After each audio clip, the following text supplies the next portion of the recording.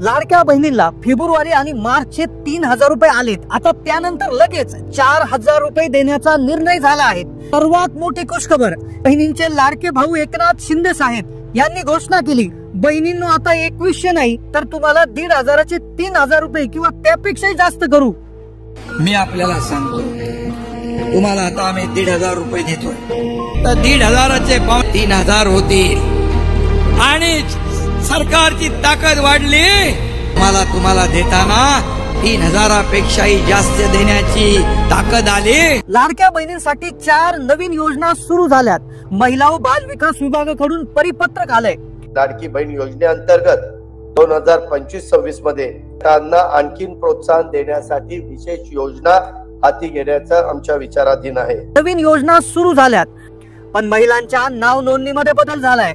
लाडक्या बहिणींच्या नावांचा प्रॉब्लेम झालाय। लाडकी बहीण आता अपात्र होणार नाही, सर्व बहिणींना 2100 रुपये मिळणार, आदिती ताईंची घोषणा। तर सर्व लाडक्या बहिणींना विनंती राहील की आपण कुठल्याही अफवांना बळी पडू नका। कुठेही आम्ही कुठल्याही लाभार्थ्याच्या खात्यातून परत काही लाभ घेतलेला नाहीये, रिफंड केलेला नाहीये। लाडक्या बहिणींना फेब्रुवारी आणि मार्चचे 3,000 रुपये आलेत। आता त्यानंतर लगेच 4,000 रुपये देण्याचा निर्णय झाला आहे।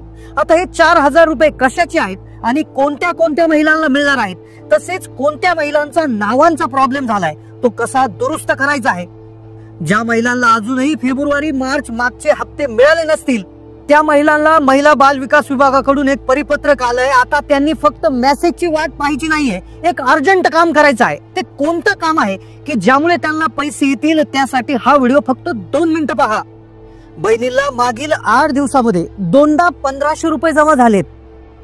4 दिवसापूर्वी 1,500 फेब्रुवारीचा हप्ता आणि 4 दिवसानंतर मार्चचा हप्ता, टोटल 3,000 रुपये जमा झालेत आणि आता परत लगेच 4,000 रुपये खात्यात जमा होणार आहेत। कोणत्या कोणत्या खात्यात महिलांना हे 4,000 रुपये मिळणार आहेत त्या संदर्भात सविस्तर अपडेट आता आपण जाणून घेणार आहोत। व्हिडिओमध्ये लाडक्या बहिणींसाठी अतिशय महत्त्वाच्या 4 बातम्या असणार आहेत।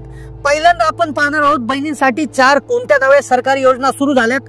दुसऱ्यांदा आपण पाहू 4,000 रुपये कोणत्या महिलांना मिळणार, कशाचे मिळणार। महिलांच्या नावांचा प्रॉब्लेम झालाय, विवाहित महिला असेल, लग्न झालेली बहीण असेल तर त्याच्या नाव नोंदणीमध्ये प्रॉब्लेम झालाय, तो कसा क्लिअर करायचा। आणि शेवटी आपण ज्या महिलांना फेब्रुवारी आणि मार्चचा हप्ता मिळाला नाही त्यांनी नेमकं काय करायचं आहे, महिला बाल विकास विभागाने काय सूचना केलेली आहे, संपूर्ण सविस्तर पाहणार आहोत। लाडक्या बहिणींनो, हा व्हिडिओ कंटिन्यू शेवटपर्यंत पाहायचा आहे, अन्यथा तुम्हाला तुमचे हप्ते मिळणार नाही, 4,000चं गिफ्ट मिळणार नाही आणि नावांचा जर प्रॉब्लेम झाला तर योजनेमधून बाहेर व्हाल। त्यामुळे हा व्हिडिओ पूर्ण पाहावाच लागेल।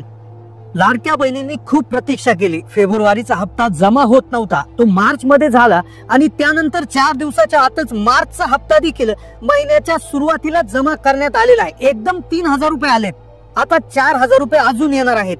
थोडा उशीर झाल्यामुळे राज्य सरकारने महिलांना भेट देण्यासाठी 4 नव्या योजना सुरू करण्यात आलेल्या आहेत, पण महिलांच्या नाव नोंदणीमध्ये बदल झालाय। ज्या बहिणी विवाहित आहेत, ज्यांचं लग्न झालेलं आहे, त्यांच्या नावामध्ये एक विशेष बदल करण्यात आला आहे, ज्यामुळे महिलांना आता प्रॉब्लेम होणार आहे, महिलांच्या अडचणीत वाढ होणार आहे।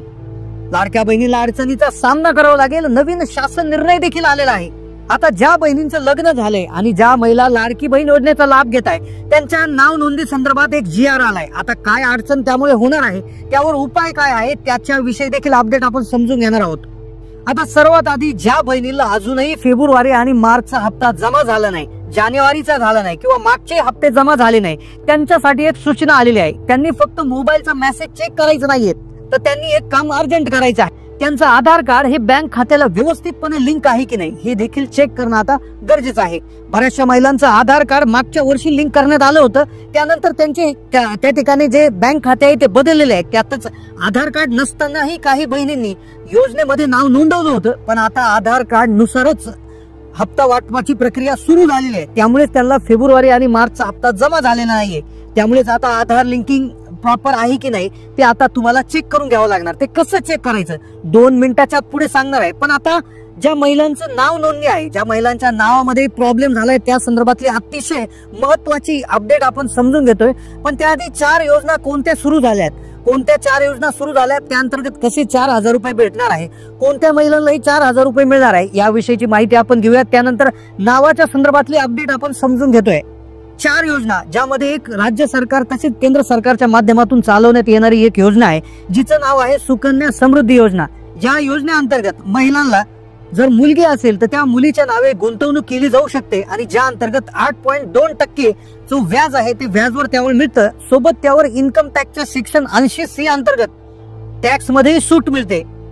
हे पैसे तब्बल 15 वर्षासाठी जमा राहतात आणि ज्यामध्ये तुम्ही कमीत कमी 250 रुपये गुंतवणूक करून ही योजना सुरू करू शकतात आणि ज्या अंतर्गत मुलीच्या लग्नासाठी आणि शिक्षणासाठी ही गुंतवणूक केली जाऊ शकते.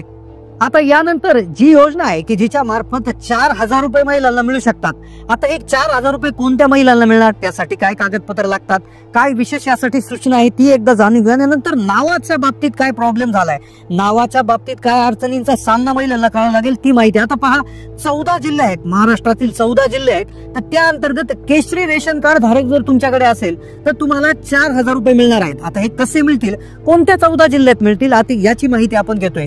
आता पहा, जिल्ह्यांची यादी सर्वप्रथम सांगतोय. औरंगाबाद म्हणजे आत्ताचं छत्रपती संभाजीनगर, जालना, नांदेड, बीड, उस्मानाबाद, परभणी, लातूर, हिंगोली, अमरावती, वाशिम, अकोला, बुलढाणा, यवतमाळ आणि वर्धा 14 जिल्हे आहेत. या 14 जिल्ह्यामध्ये केशरी रेशन कार्ड धारक कुटुंबांना रेशन कार्डवर पैसे आता मिळणार आहे. हे 4,000 रुपये मिळण्याची ही जी योजना आहे, तर या योजनेची सुरुवात जानेवारी 2023 मध्ये झाली होती, ज्या अंतर्गत 14 जिल्ह्यामध्ये केशरी रेशन कार्ड धारकांना अन्नधान्याऐवजी प्रति लाभार्थी 150 रुपये देण्यात येणार होते. आता जी रक्कम 2025 मध्ये वाढवण्यात आलेली आहे, जी रक्कम आता प्रति लाभार्थी 170 रुपये करण्यात आली आहे. या योजनेअंतर्गत रोख रक्कम ही कुटुंबांच्या आधार कार्डशी संलग्न बँक खात्यामध्ये जमा करण्यात येते. आता याच्या माध्यमातून 4,000 कसे मिळणार, तर लक्षपूर्वक ऐका. केशरी रेशन कार्ड धारक म्हणजेच APL रेशन कार्ड धारक किंवा दारिद्र्य रेषेखालील लाभार्थ्यांसाठी हा निर्णय लागू राहणार आहे. तर याच्या अंतर्गत 14 जे जिल्हे सांगितले तर त्यांना आता पैसे मिळणार आहेत. आता लक्षपूर्वक ऐकायचं आहे, हे याच्यासाठीचे जे पात्रता असणार आहे ती म्हणजे तुमच्याकडे केशरी रेशन कार्ड धारक असणं गरजेचं आहे. दुसरं म्हणजे तुमच्या घरामधील जी महिला आहे तर ती महिला कुटुंब प्रमुख असणं गरजेचं आहे. महिला ज्या रेशन कार्डवर महिला कुटुंब प्रमुख आहे तर त्याच महिलेच्या आधार कार्डशी संलग्न बँक खात्यावर हे पैसे जमा होणार आहेत. 14 जिल्हे आधी सांगितले आहे. तर 4,000 कसे मिळणार, तर उदाहरणार्थ तुमच्या घरामध्ये जर 2 सदस्य असतील तर 170 आणि 170 असे प्रति महिना जवळपास तुम्हाला 340 रुपये मिळतील आणि वर्षाला जवळपास 4,080 रुपये मिळतील. तर अशा प्रकारे हा 4,000 रुपयाचा वेगळा लाभ तुम्हाला मिळणार आहे. पण यासाठी हे जे 14 शेतकरी आत्महत्याग्रस्त जिल्हे आहेत त्या जिल्ह्यात तुम्ही राहायला असायला पाहिजे, तुमच्याकडे केशरी रेशन कार्ड असायला पाहिजे आणि तुमची जी रेशन कार्डवर जी कुटुंब प्रमुख म्हणून महिला असायला पाहिजे. तर ह्या 3-4 गोष्टी याच्यामध्ये असणार आहे. आता नावांचा प्रॉब्लेम काय झालाय, लाडकी बहीण योजनेच्या संदर्भातील एक नावांची अपडेट आणि नावांचा प्रॉब्लेम झालाय. तर ती कोणत्या नावांचा प्रॉब्लेम झालाय, ते एक विशेष गोंधळ तयार झाला आहे. तर त्यामध्ये काय करण्यात आलं आहे, जे काय डॉक्युमेंट आता इथून पुढे निघतील, जे काय डॉक्युमेंट असतील, उत्पन्नाचा दाखला, रेशन म्हणजे कुठलेही डॉक्युमेंट असू द्या, ज्याच्यामध्ये आता वडिलांच्या नावाबरोबर आईचंही नाव लिहिणं आता बंधनकारक करण्यात येणार आहे. म्हणजे बघा, प्रत्येक व्यक्तीला आता पूर्वी मुलीचं नाव, त्यानंतर तिच्या वडिलाचं नाव आणि आडनाव अशा 3 शब्दांचं, त्या 3 अक्षरांचं एक नाव त्या ठिकाणी असायचं. पण आता ज्यामध्ये अपत्याच्या नावानंतर आईचं नाव आणि आईच्या नावानंतर वडिलांचं आणि नंतर आडनाव, तर असं कंपल्सरी करण्यात येणार आहे. आता याच्यामध्ये मुलांचं जर पुरुषाचं जर असेल तर पुरुषाचा फारसा प्रॉब्लेम होणार नाही, पण महिलांचा यामध्ये प्रॉब्लेम होणार आहे. आता जी महिला आहे जी अविवाहित आहे तर त्यावेळेस ती तिच्या आईचं वडिलांचं नाव लावून आडनाव लावू शकते. पण ज्यावेळेस तिचा विवाह होतो तर त्यावेळेस तिच्या वडिलांच्या नावाच्या जागी तिच्या पतीचं नाव त्या ठिकाणी येत असतं आणि तिचं आडनाव देखील बदलत असतं. मग यामध्ये गोंधळ असा निर्माण झालाय की ज्यावेळेस लग्न होईल तर त्यावेळेस मग आईचं नाव आणि नंतर पतीचं नाव आणि नंतर आडनाव, तर हा फार मोठा गोंधळ याच्यामध्ये होऊ शकतो. मग नेमकं कसं करायचं आहे विवाहित महिलांच्या बाबतीत, तर या बद्दल आमदार सना मलिक आहे तर यांनी विधानसभेत प्रश्न निर्माण केलाय की महिलांसमोर यामुळे अडचणी वाढतील.